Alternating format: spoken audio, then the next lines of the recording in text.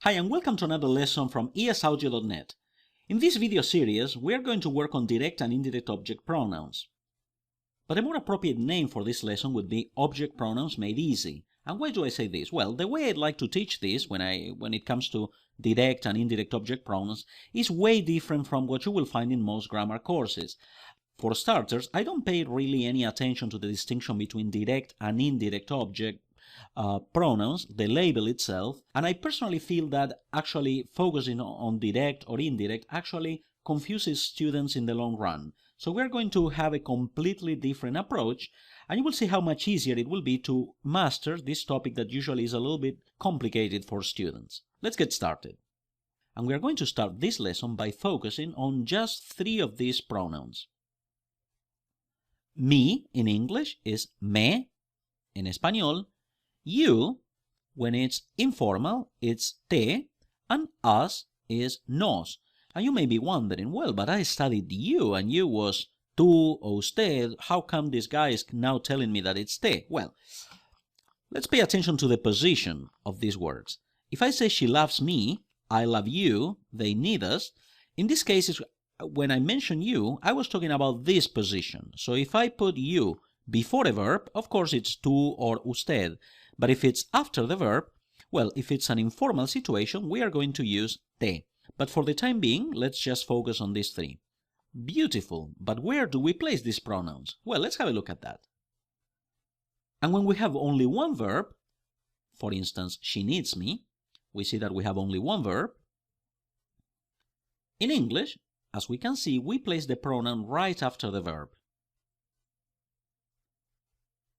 Let's have a look at this. Is it the same in Spanish? Well, no. As we can clearly see, in Spanish, we place the pronoun right before the verb. So we have the verb here, we place the pronoun right before the verb. So with one verb, you can see that Spanish works exactly the opposite of English. Now let's have a look at this. How would you say this? He loves me. Él me ama. Because we said that when we have only one verb, in Spanish we place the pronoun right before the verb. They always help me.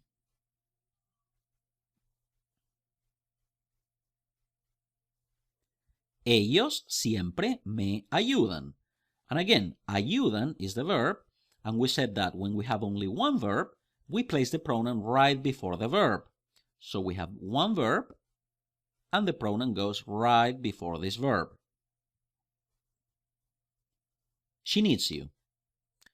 And you, in this case, it's informal. In this lesson, actually, anytime we say you, we'll be using the informal version. Ella te necesita. They accept you.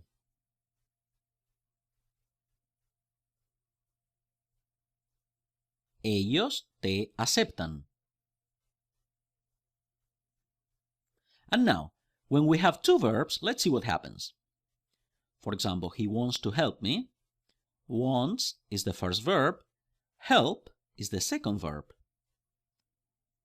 So we could say, él me quiere ayudar.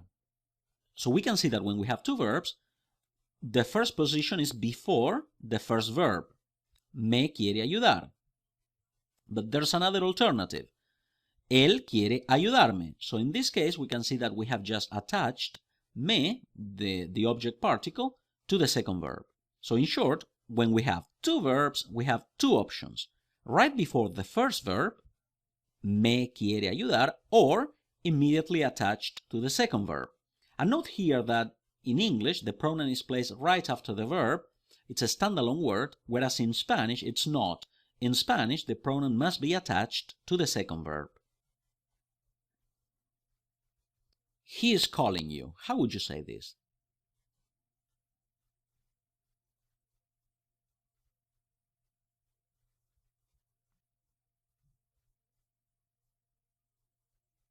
Well, we have 2 verbs, we have 2 options, right before the first verb. So let's do that. él te está llamando, or attached to the second verb. Él está llamándote. Él está llamándote. She needs to see us.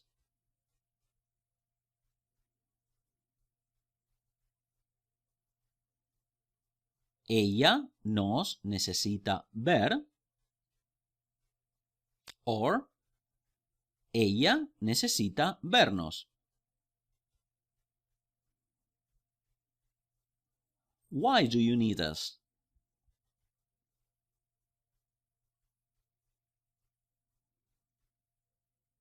¿Por qué nos necesitas? And what's the second option? There's no second option. Why? Because we only have one verb. And the rule is this: when we have one verb, only one verb, in Spanish, we place the pronoun right before the verb. One verb, one option. Two verbs, two options, before the first verb or immediately attached to the second. He accepts us.